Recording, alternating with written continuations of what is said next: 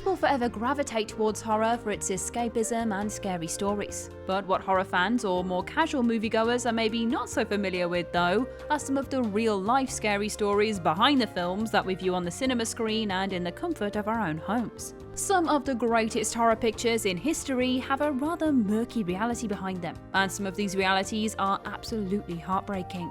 From countless tales of vile abuse, to traumatic exhaustion, to classless moves, to subjects so grim they are truly hard to speak about. The sad reality is that many of your favourite horror films may well be a real-life horror for the people that made them.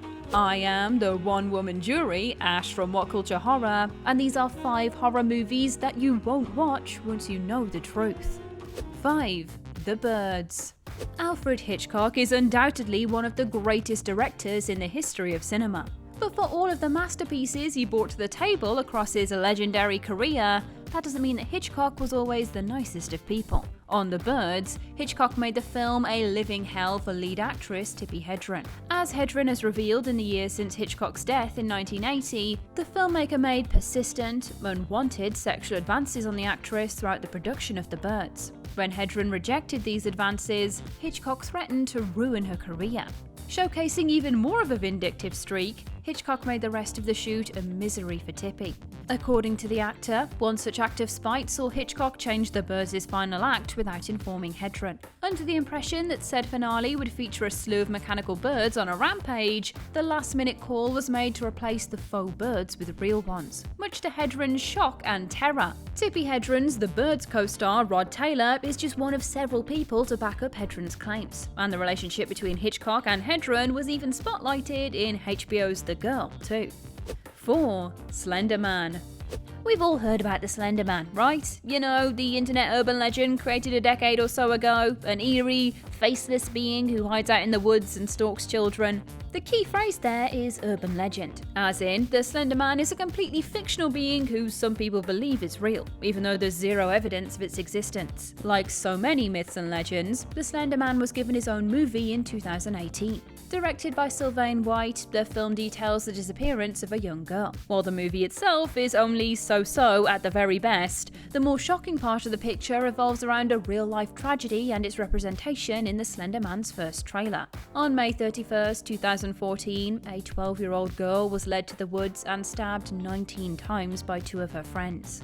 Thankfully, the victim somehow managed to survive that attack and eventually recovered after a 7-day stint in hospital. The reason given for this brutal attack is that the attackers had discovered the urban legend of the Slenderman and wanted to become his disciples. To do that, they believed killing their friend would bring the Slenderman to them. Upon seeing the trailer for Slenderman, the family of one of the persecutors of this horrible attack lashed out at how the movie was exploiting a real tragedy. In particular, that first trailer showed a young girl in the woods with bloodied hands, proclaiming how the Slenderman had made her do it as the police closed in on her, mirroring the very real horrors of that May 31st, 2014 day. 3. Hostel. It might not completely put you off watching Eli Roth's Hostel, for the film itself, though wince-inducing, is actually pretty good, but the scary truth of Hostel is that the sort of shit you see in the movie really does go on in real life. The concept for 2006 Hostel came to Roth after he discovered murder vacations online. Yes, very real people pay very real money to commit very real murder. As to how Roth ended up on a murder vacation website in the first place, who knows? Being a torchbearer of what would become known as torture porn, the acts seen in Hostel certainly caused quite the ruckus amongst critics and fans, with many turned off by the sheer violence depicted in that 2006 effort. Likewise, Slovakia and the Czech Republic launched scathing attacks on director Eli Roth for the negative vision the movie gave of these countries.